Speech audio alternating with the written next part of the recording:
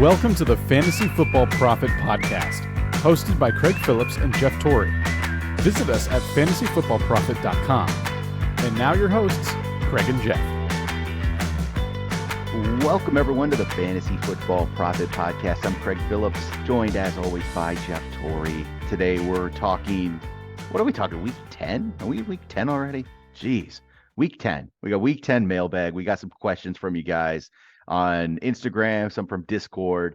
So every week we still do the mailbag show as we're getting ready for the playoffs. It's getting closer. So start, getting playoff questions to us, or even if it's going to be next year questions, because believe me, I'm talking next year right now in a lot of my leagues. So not all of my leagues, but in the keeper ones, the keeper leagues, maybe it wasn't as impressive. The ones that the redraft leagues where we could get some good players we wanted. Yeah, there we go. We're already in the playoffs for the fishbowl. We've officially made the playoffs. Yep, 7-2. Yep, got that. So we're doing well. And they actually give us 2 wins a week. I don't know. You saw that, Jeff. We're like 14-4 actually, or something like that. Ridiculous. Weird.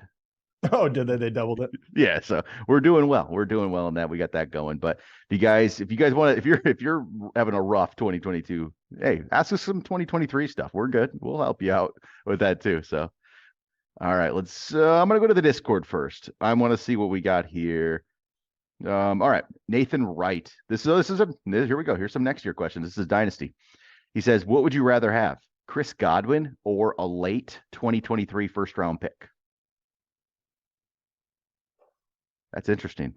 That is interesting. I don't know, and it moves around a lot before the end of the year, but I don't know exactly where these players will end up. Last year there was a lot of depth. That's pretty wonderful. Godwin is still a wonderful player, though. I don't know what is going to happen after. I mean, is Tom Brady going to be done? Is he going to play for another year? Are they going to get back on track? Right now, I would still lean towards Godwin if you're not in like rebuilding mode. That's where I would lean right now. I'm with you because he's only 26 yet, right? He's not God, is not he really ancient. That is even younger than I thought. Even to be he's honest. 26, and right, he struggled this year. I would say he's not. I mean, part of it's the whole offense, everything, but a lot of times your first year back from an ACL injury, you're not quite 100% right. We've seen this a lot of times, and then you become that guy again. So I would hold on to it. I don't think a late first is really what you want. It's not bad. It's good value, but I guess it also depends. How far away are you from being good? Yep. If you're a complete rebuild mode, yeah, it probably makes sense. Get another draft pick. But if you actually have a possible contender, I'd rather have Godwin. So that's where I'd be at. All right, let's see if we have any others here. Oh, here we go. Curlin, he says he's in need of a wide receiver. He says Keenan Allen is my best, which is not even playing, and then Juju Smith-Schuster and Deontay Johnson. He has Eckler, Swift, and Ramondre Stevenson. Would you trade Ramondre Stevenson for CeeDee Lamb and Chris Olave? That's a lot. Yeah, I would do that. I wish Swift was a little more healthy to really make me feel really good about that. But yeah, I think that's 2 good receivers right there. 2 really good receivers. You're going to lot, and you really do need wide receiver help. So that is going to help you immensely. Yeah, that's a big, that's a lot. That's some good receiver. Yeah. I wish Swift was more. I wish Swift was just like healthy. We knew it, but I mean, I do too, but if everyone's healthy on your team, getting those 2 wide receivers and getting rid of Stevenson, even though he's a good player, it's definitely going to make you a better team overall. Yep. I think you absolutely do. And it does give you more depth, right? Because one, like you said, even if an injury occurs on wide receivers, it'd just be very difficult to field a team and try to figure out how to plug all the holes if injuries start occurring or Damon Harris regains the control over that running back spot. All right. Weiland, he says, David Montgomery or Khalil Herbert this week? Man, I'm liking Herbert a lot more. They're going against the Lions. It could be really good for them. Yeah. I still don't think I can go away from Montgomery. I want to. I'd like to be able to, but that's just wishful thinking. So you have to probably just play Montgomery. And it'd be a good week though. I know. I'm going to go Montgomery because I still think that they will probably give him more shots around the goal line. And with the Lions, that seems to be happening quite a bit. I agree with you though, Craig. As I'm fully on board shifting. I just wish the coaches were too. So we'll find out. But I think Herbert is actually the better running back at this point. But Montgomery is probably going to get more choice touches. So, oh man, I can't even talk this straight. This is it's a dynasty question that came in through our Discord, but it's a lot to it. But I just want to, it's Nathan Wright again. But I just want to show right now his draft picks for next year in this dynasty. He has picks, which essentially would be picks 2, 3, 4, 6, 7, 12, and 13. How'd you get all those? That's great too. Did you really make trades with all those different people, or did someone else like gather them and then you took them? That's crazy. Man, that's a lot. So what he's trying to do is, though, it looks like at this point he won't have the number 1 pick, right? So he wants the number 1 pick in this. He wants to get Robinson, the running back from Texas. That's who is everyone thinks is going to be, the top running back.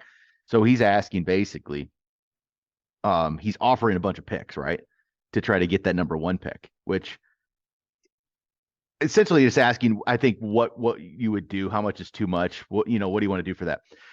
I would say if you're going to try to move up to number 1, you have a lot of stuff you can give him. I would actually try to see if you could do it without giving up 2 or 3 or something like that. You probably have to, right? You probably have I think to. I think you absolutely have to, more than likely. But I don't know who's on your team either. And I also, I mean, like, you have a ton of picks, so make sure you can use them. Yep. And make sure that you're getting rid of, you're going to be getting a running back, right? If you get the number 1 overall pick, so provide a running back that you wouldn't use perhaps, and then maybe you can slide further down and protect those top 5 picks or something. But more than likely, you probably have to give a very high end one. I'm trying to think what I would demand if I had the number 1 overall. I mean, you're going to want to, if you have the number 1, you're going to want, you're going to ask for the moon. He said he had offered the 6th, 12th, and 13th. It's not enough. It's not enough. You don't want to go down to 6 if you have that number 1. I mean, it's one player. If it's one player you want, you might as well just give up the 2. Give up the 2 and maybe go 2, 7, 13. I don't know. Something like that. That's what you maybe do. And you move down 1 spot. That guy only moves down 1 spot and he gains 2 more picks. And maybe if he moves down, if that means he's okay with not getting Robinson, right? If he wants him, it's going to be really hard because Dynasty, you get 1 chance at the guy you really, really want. And I mean, it's very true in fantasy football that usually there is a consensus number 1. We've seen it happen many of times, right? Probably going to be the same way this year, but there is usually a number 2 that a lot of people really like, that he can talk himself into. Like, I can only not get this one person, but I bet I can get, this secondary guy. And we see it even like this year, there was so many, it wasn't as clear cut, but I mean, it was like Breece Hall and then you have Walker, or, hey, do I want to jump over to wide receiver and do London? Like, if it's more of that type of issue, then giving him the number 2 and then a few more down the way shouldn't be a problem at all. But I would try to avoid the idea that he would probably going to start asking for, like, I want 2, 3, and then more. Yeah. I would try not to do that, because I think that he would just be taking advantage of it. Yeah, because you have that many picks, you're going to hit on a lot of them. You're not going to be 100%, but you're going to hit on a lot and get a lot of good players. So don't give up too many of them. Right. Basically. And right now we don't know where he's going to land either. He could land in a bad spot. True. Exactly. You don't know where he's going to be. That's true. All right. Those are the Discord questions. Let's go to Instagram. Heat are sick. He said, do you think Watson will be a better play than Brady once he's back? So do you think Deshaun Watson's gonna be better than Tom Brady? It's possible. Yeah, I think so. I do, unfortunately, but Brady hasn't been great. Yeah, Brady's been mediocre, and look, Deshaun, we've seen this play out many of times, and I whatever think about Deshaun at this point, when someone's playing for pretty much their livelihood, they tend to play pretty darn good, and Cleveland's not that bad. I mean, Brissett has had a couple of really good games, and they have all the pieces he needs, and Amari Cooper has been really good for him. So I think that Watson will be just fine. All right, Bready Spaghetti says, I need to start 2 in non-PPR. I have Joshua Palmer, Deontay Johnson, and DK Metcalf. So I'm going to go DK for sure. I think DK plays at Tampa. So Tampa's not a great matchup, but yeah, I'm going to go DK yet. Deontay Johnson plays New Orleans. Josh Palmer plays San Francisco. I'm probably going to go Palmer, to be honest with you. in this without Keenan Allen there, without Mike Williams there. Palmer's their go-to now at this point. He has to be. So I'm going to go Palmer and DK. Yeah, I would agree with you. All right. Let's see. What's this? Sports fan 1013. He says, suggestions on making a move, possibly. Or do I make a move or do I hang tight? His team currently, Jalen Hurts at quarterback. You don't need to make a move there. You're pretty solid. Running backs, Saquon Barkley, Damian Pierce, Michael Carter, Khalil Herbert, Deion Jackson. You're pretty good with Saquon and Pierce. You really are. Yeah, and I like where Herbert is going for I do too. Guy waiting in the wings. Yep. I think so far so good. And then at wide receiver, Justin Jefferson, Deebo Samuel, Cortland Sutton, Rondale Moore, Jacoby Myers, George Pickens.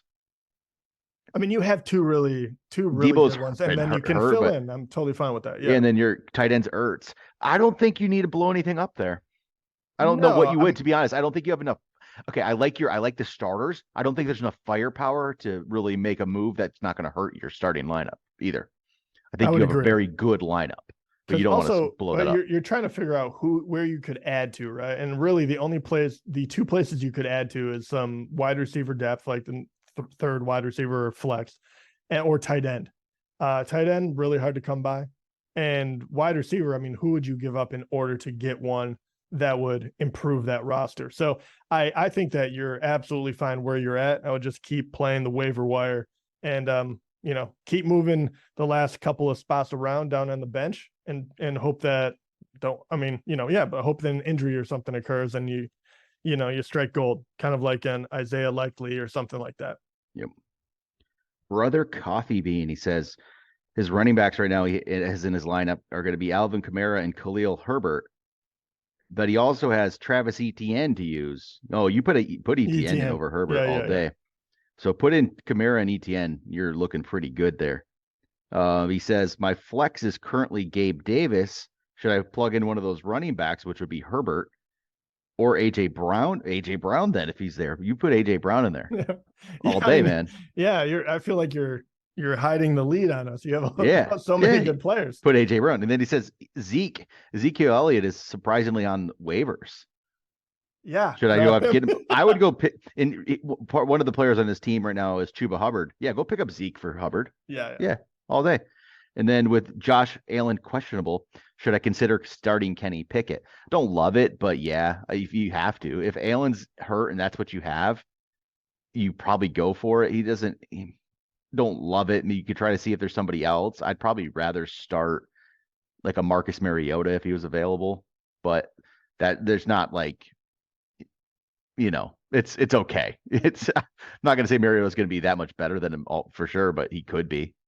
Yeah. Yeah. I mean, I don't know. That one is obviously if you can't play, Josh Allen, then you have to go somewhere else. But I kind of agree with you. I think what Craig was saying is I would go ahead and start someone else, but is Pickens the best guy that is left on the waiver wire? And and this is probably no longer available because he just, after we said that, he had a freaking huge game. But Fields, someone like that. Yeah, we talked about Fields last week, and man, he went off. Yeah, I know. I laughed because I started him too. So I decimated some poor soul, and I was kind of like, it feels really good to be right. Right, hit that one the right time. Yeah, someone like that. I don't know, unless I don't have a lot of faith in him quite yet, but I feel like there might be another one on the board. All right, James asks, do you think the Colts are tanking, and will they shut down Jonathan Taylor later in the year? They should. I think they are. They're tanking, for sure. Yeah, shutting him down. Like if he has a lingering injury, they're going to shut him down probably. Yeah, even if he doesn't, I would say he does, because first of all, that guy had so many carries in college, an unbelievable amount. He was a workhorse, and they're doing the same thing, and they're best when he is running the ball. If you can't win this year, I would try to prolong his career a little bit, because it's not like you have to really overpay for running backs anymore these days. So they could make it work. I think they would be fools if they didn't slow down his production or pretty much cut him off at least a couple of games early. Yep. Trevor asks, what is a player you would trade for right now? Who's a player you would trade for right now? Anybody just comes to mind. It doesn't have to be big names. You know what? I would say I'm going to bring up like we talked about Khalil Herbert. I think I want Khalil Herbert because I think you can get him for not much, but I just think something's going to happen. I just feel like he's going to start getting more work. He's better. He's a better player. Montgomery was 14 carries for 36 yards the other day. Like, he's getting the work. He's just not that good. And oh man, I want that to happen. So the reason why I think I would trade for him is it doesn't take much, and I put him on my bench. So I would go for that. That's one if I'm going lower level. Anybody that you can think of here? Just because we kind of talked about it quite a bit or whatever last week, but you wouldn't have to give a lot for him, but Kadarius Toney, honestly, still going to the Chiefs. He didn't play a whole lot. He caught 2 balls, but if anyone could come out of nowhere and make an impact, he's in a very good position to do it. So he would be one of those guys that I would take a quick look at without a doubt. Another name for me would be Amon-Ra St. Brown, actually. He's at like his lowest value, but I believe he's healthy now. And if he's healthy and they start being able to throw the ball a little more, there's no Hawkinson anymore. St. Brown can have a really good end of season here again. He saw 9 targets last week. It didn't amount to a lot in that game, but 9 targets. And this was like his first like really healthy game again. So targets are there and his value is way down at this point. But I think we're going to see a pretty good end of the season for St. Brown. So I'd go pick him or go try to trade for him right now. I think that's a really good one. Yeah, nothing else is coming to my mind at the moment. I feel like all the guys that I was really into have kind of hit in a peak, so they're not really. Yeah, it's hard to trade some of those big guys for right now. Yeah. Trevor also asked, "What's your favorite fantasy football memory, Jeff?" Has to be your Brotherhood championship, probably. Yeah, without a doubt. Your one championship for that long. Yeah, I know. Mine would be probably I probably have 5 good memories, 5 championships. It's been a long time, to be honest with you. So it's been a few years, but I have 5. But I'll take the first one. Yeah, the first one always feels the best. And then Trevor also asked, could Craig coach the Colts? Well, I don't know. I always laugh at this because we have a couple of guys that are pretty good football minds and I think could actually pick out like plays and whatnot. Coaching, no, there's no way. He's not giving speeches and he's not like training people, but I think he would actually make a very good offensive coordinator. I think he actually would be good at that. Yeah, I'll give him that. All right. John asks, what's your favorite year of Madden? John, is this Walgore? It is. Year of Madden. I picked 04. Michael Vick on the cover. I think that, or Michael Vick, I know, not on the cover, but Michael Vick was awesome in that year. Yeah, and unstoppable. Yep, that's my favorite. I'm trying. Yeah, it was Vick on the cover that year. Yeah, I'm trying to think. That's what I have to go through the covers as well. I'm trying to figure out which one was the best. I don't know. I'd have to. This feels like an old question, even though it's about to come back. But I guess my question would be back to John: is what is your favorite version of NCAA? And that was the thing back in the day. Man. But yeah, I'm super psyched they're going to bring that back. That'll Me too. Be fun. I'm excited about that. And then James asked it. We have James another question. I think we answered this last week. He said top receivers for Dynasty next year. Out of the rookies with Drake London, Garrett Wilson, Chris Olave, George Pickens. Pretty sure we answered this last week. So I don't want to say it and be wrong. We can say what we didn't say. I know. Mine was Olave. It's gonna be Olave, Wilson, London, Pickens. London, yeah. And then we said Williams was the wild card, depending on when he gets healthy. Joe picked London, Olave, Wilson, Pickens. Yeah, well, Joe's wrong. And then final question came from Joe. He asked, what kind of hair product do you use, Jeff? I have so many. So it all depends on the day. All right, there we go. That's it. Week 10, mailbag. It's been, hopefully my season can turn around in one of our leagues, Jeff, the league. I'm struggling, man. I had a good team. Well, you're really killing me. Actually, I do want to say this because this is a very interesting way to set up a league, and we try all sorts of ways. But Craig had a very brilliant idea to pretty much we are all in one division. Top 4 records automatically make the playoffs. The next 2, it does not matter. Next one, just the one. There's only 5 playoff teams. Oh, 5 playoff teams. Sorry, I thought there were 6 actually. No, 5. That actually really destroys my whole thing I was trying to do here. But so yeah, the 5th spot, the final spot, goes to whoever has the most points in the entire league. You could be last place, but if you have the most points, you get that 5th spot. So that's what we're going for. It's in that ends up being 4th and 5th play each other in week 1 of the playoffs, while the top 3 get buys. So that's how that plays out. So yeah, we're my team is sitting at 3-6 in that league, even though I don't know how. I should have had an awesome team. They're not performing. I have some decent points though, so I still have a shot. Well, that was the worst part. Is like I didn't completely sell, but I've been amping my way up towards points because I was getting killed, just bad matchups, every week. But Craig is sitting above me with more points by like only 50 now. Yeah, it's only 44 ahead of you right now. So last week I went off and I was like, okay, I'm getting better. But I was like, Craig can jump up hopefully into the top 4, and then I can backdoor into the playoffs. But I really thought there was 2 spots that we could win it. So now my team is gonna have to really flourish, and I'm gonna have to put up way more points than I thought. I thought maybe only 40 points over how many weeks wouldn't be too bad, but let's see what we can do. But all right, that will do it for today. We'll talk to you guys next time.